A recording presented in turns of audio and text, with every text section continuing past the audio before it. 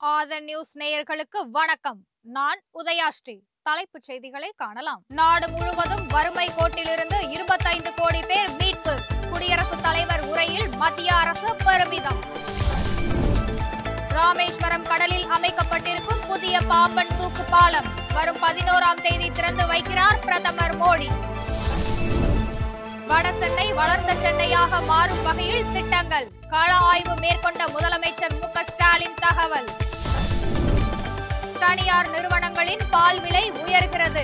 நாளை முதல் லிட்டருக்கு 2 ரூபாய் உயர்த்த திட்டம். அமெரிக்க விமான விபத்தில் 67 பேர் உயிரிழந்த சம்பவம். பிரதமர் மோடி ஆழ்ந்த இரங்கல். தக் லைஃப் திரைப்படம் ஜூன் மாதம் வெளியாகும். படத்தின் கதாநாயகன் நடிகர் கமல்ஹாசன் தகவல். இனி தொடர்வது விரிவான செய்திகள். வடசென்னை வளர்ந்த சென்னையாக இருக்கும் வகையில் பல்வேறு திட்டங்கள் செயல்படுத்தப்படுகின்றன என்று முதலமைச்சர் மு.க.ஸ்டாலின் தெரிவித்துள்ளார். வடசென்னை வளர்ச்சிப் பணிகள் குறித்து ஆய்வு மேற்கொண்ட முதலமைச்சர் சென்னை பாடியில் 53 கோடி ரூபாய் மதிப்பீட்டில் கட்டப்பட்டு வரும் வண்ண மீன்கள் வர்த்தக மையம் மற்றும் திருவிக நகர் கன்னிகாபுரம் விளையாட்டு மைதான பணிகளையும் ஆய்வு செய்தார். தொடர்ந்து ஸ்டான்லி மருத்துவமனை சாலையில் கட்டப்படும் புதிய குடியிருப்புகளை முதலமைச்சர் நேரில் பார்வையிட்டார். பின்னர் செய்தியாளர்களிடம் பேசிய அவர், திமுக ஆட்சிக்கு வந்த பிறகு சென்னை நகரின் வளர்ச்சிக்காக ஏராளமான பணிகளை செய்திருப்பதாக கூறினார். வடசென்னையின் வளர்ச்சிக்காக 1000 கோடி ரூபாய் மதிப்பீட்டில் பணிகள் நடைபெற்று வருவதாகவும் ஓராண்டு காலத்தில் அனைத்து பணிகளையும் முடிக்க அறிவுறுத்தப்பட்டுள்ளது என்றும் தெரிவித்தார். சட்டம் ஒழுங்கு தொடர்பாக எதிர்க்கட்சிகள் வேண்டுமென்றே குற்றச்சாட்டுகளை சுமத்துவதாகவும் முதலமைச்சர் மு.க.ஸ்டாலின் குற்றம் சாட்டினார். தந்தை பெரியார் குறித்து தொடர்ந்து விமர்சிப்பதை நாம் தமிழர் கட்சியின் சீமான் நிறுத்திக் கொள்ள வேண்டும் என அதிமுக முன்னாள் அமைச்சர் ஜெயக்குமார் எச்சரித்துள்ளார். சென்னை ராயப்பேட்டையில் உள்ள அதிமுக தலைமை அலுவலகத்தில் செய்தியாளர்களுக்கு பேட்டி அளித்த அவர், திமுக ஆட்சியில் எங்கு பார்த்தாலும் கமிஷன், கலெக்ஷன் நடந்து கொண்டிருப்பதாக குற்றம் சாட்டினார். தமிழகத்தின் இயற்கை வளங்கள் தொடர்ந்து சூறையாடப்படுவதாக குற்றம் சாட்டினார். பண்பாடு இல்லாதவர்கள்தான் தந்தை பெரியாரை விமர்சிப்பார்கள் என்று குறிப்பிட்ட அவர், மக்களுக்காக பாடுபட்ட தலைவர்களை விமர்சிப்பவர்கள் காணாமல் போய்விடுவார்கள் என்றும் எச்சரித்தார். அதிமுக தலைமை அலுவலகத்தில் கட்சியின் பொதுச் செயலாளர் எடப்பாடி பழனிசாமி முக்கிய நிர்வாகிகளுக்கு ஆலோசனைகளை வழங்கினார். உடனடியாக கள ஆய்வு குழு அமைக்கப்பட வேண்டும் என்று வலியுறுத்தினார். சண்டை சச்சரவுகளுக்கு நிர்வாகிகள் இடம் அளிக்க கூடாது என்றும் எடப்பாடி பழனிசாமி அப்போது கேட்டுக்கொண்டார். பாலாற்றில் கழிவுநீர் கலந்ததால் பாதிக்கப்பட்ட மக்களுக்கு உரிய இழப்பீடு வழங்க வேண்டும் என பாமக தலைவர் அன்புமணி வலியுறுத்தியுள்ளார். இதுகுறித்து அவர் வெளியிட்டுள்ள அறிக்கையில், பாலாற்றில் தோல் தொழிற்சாலைகள் வெளியேற்றும் கழிவுகளால் ஒருங்கிணைந்த வேலூர் மாவட்ட மக்கள் பாதிக்கப்பட்டு இருப்பதாக குறிப்பிட்டார். உயர்நீதிமன்ற உத்தரவுப்படி அவர்கள் அனைவருக்கும் உரிய இழப்பீட்டை அடுத்த 6 வாரங்களில் வழங்க வேண்டும் என தமிழக அரசை அவர் வலியுறுத்தியுள்ளார். பாலாறு மற்றும் வேலூர் மாவட்டத்தின் சுற்றுச்சூழல் பாதிக்கப்படாமல் அதனை கண்காணிக்கும் விதமாக சிறப்பு குழு அமைக்கப்பட வேண்டும் என்று அன்புமணி வலியுறுத்தியுள்ளார். பேரறிஞர் அண்ணாவின் நினைவு நாளையொட்டி வரும் 3ஆம் தேதி முதலமைச்சர் மு.க.ஸ்டாலின் தலைமையில் சென்னையில் அமைதி பேரணி நடைபெறும் என்று அறிவிக்கப்பட்டுள்ளது. இதுகுறித்து திமுக தலைமை கழகம் வெளியிட்டுள்ள அறிக்கையில், அமைதி பேரணி வாலாஜா சாலையில் உள்ள அண்ணா சிலை அருகிலிருந்து புறப்பட்டு அண்ணா சதுக்கத்தை சென்றடையும் என்று தெரிவிக்கப்பட்டுள்ளது.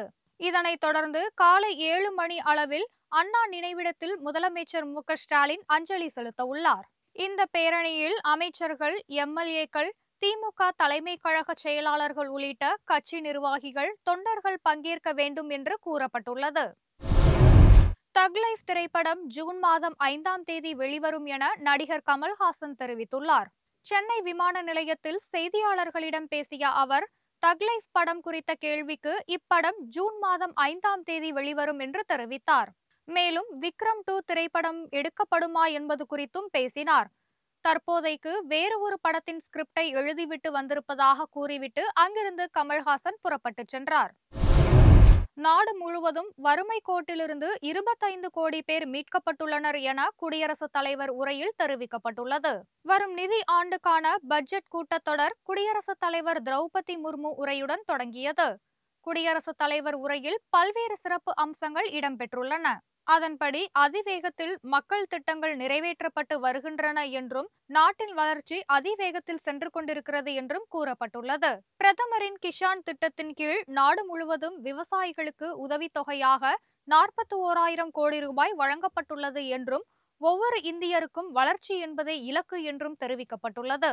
ஒரே நாடு ஒரே தேர்தல் என்பது மத்திய அரசின் முதன்மையான நோக்கம் என்றும் வினாத்தாள் கசிவுகளை தடுக்க புதிய சட்டங்கள் இயற்றப்பட்டுள்ளன என்றும் குடியரசுத் தலைவர் உரையில் தெரிவிக்கப்பட்டுள்ளது.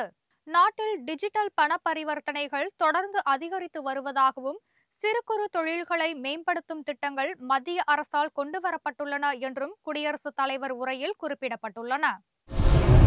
காவிரியில் இருந்து 10 TMC தண்ணீரை தமிழகத்துக்கு திறந்துவிட வேண்டும் என்று கர்நாடக அரசுக்கு காவிரி மேலாண்மை ஆணையம் உத்தரவிட்டுள்ளது. டெல்லியில் காணொலி மூலம் நடைபெற்ற காவிரி மேலாண்மை ஆணையத்தின் 37வது கூட்டத்தில் உச்சநீதிமன்ற தீர்ப்பின்படி மாதந்தோறும் தமிழகத்திற்கு வழங்க வேண்டிய 2.5 TMC தண்ணீரை வழங்க கர்நாடக அரசுக்கு உத்தரவிட வேண்டும் என தமிழக அரசு அதிகாரிகள் வலியுறுத்தினர். ஆனால் கர்நாடக அரசின் அதிகாரிகள் இதனை ஏற்க மறுத்தனர். இருதரப்பு வாதங்களையும் கூர்ந்து கவனித்த காவிரி ஆணையத்தின் தலைவர் உச்சநீதிமன்ற உத்தரவின்படி காவிரியில் பிப்ரவரி மாதம் முதல் மே மாதம் வரை 10 TMC தண்ணீரை காவிரியில் திறந்துவிட வேண்டும் என்று கர்நாடக அரசுக்கு உத்தரவிட்டார்.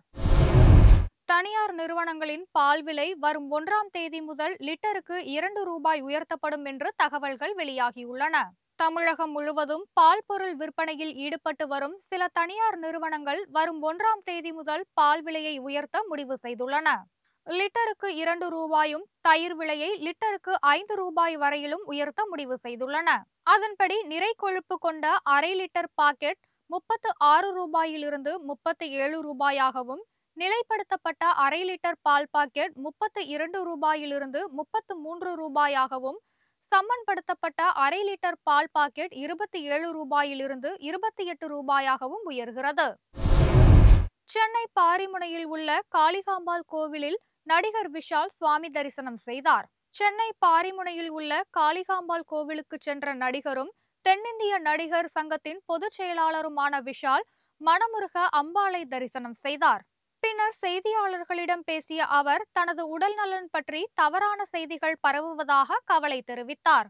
ஒரு நடிகரின் படத்தை பற்றி பேசலாம், ஆனால் தனிப்பட்ட வாழ்க்கையை பற்றி பேசக்கூடாது என்றும் இப்படி பேசுவோர் மீது காவல்துறை கடுமையான நடவடிக்கை எடுக்க வேண்டும் என்றும் கூறினார். தனது அரசியல் பயணம் குறித்து நவம்பர் அல்லது டிசம்பர் மாதத்தில் பதில் சொல்வதாகவும் குறிப்பிட்டார். அரசியல்வாதிகள் சரியாக இருந்தால் நடிகர்கள் அரசியலுக்கு வரமாட்டார்கள் என்று விஷால் தெரிவித்தார். பிரிக்ஸ் நாடுகள் டாலருக்கு எதிராக புதிய கரன்சியை உருவாக்கினால் அந்நாடுகளுடன் அமெரிக்கா வர்த்தகத்தை தடை விதிக்கும் என்று அதிபர் டிரம்ப் எச்சரித்துள்ளார். இது தொடர்பாக டிரம்ப் வெளியிட்டுள்ள சமூக தள பதிவில் பிரிக்ஸ் கூட்டமைப்பில் இடம்பெற்ற நாடுகள் அமெரிக்க டாலரிலிருந்து விலகிச் செல்லக்கூடாது என்று எச்சரித்துள்ளார். புதிய கரன்சியை உருவாக்குவதோ அல்லது டாலருக்கு மாற்றாக வேறு நாணயத்தை ஆதரிக்கவோ மாட்டோம் என்று பிரிக்ஸ் நாடுகள் உறுதியளிக்க வேண்டும் என்று வலியுறுத்தியுள்ளார். இதனை பிரிக்ஸ் நாடுகள் ஏற்க மறுத்தால் அமெரிக்க சந்தையில் அவை இடம்பெற முடியாது என்றும் எச்சரிக்கை விடுத்துள்ளார்.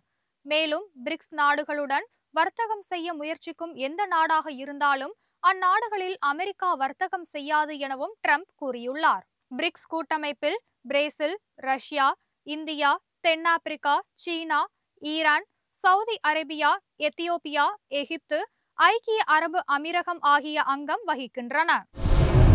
இத்துடன் இந்த செய்திகள் நிறைவடைகின்றன. செய்திகளை உடனுக்குடன் தெரிந்து கொள்ள இணைந்திருங்கள் ஆதனுடன்.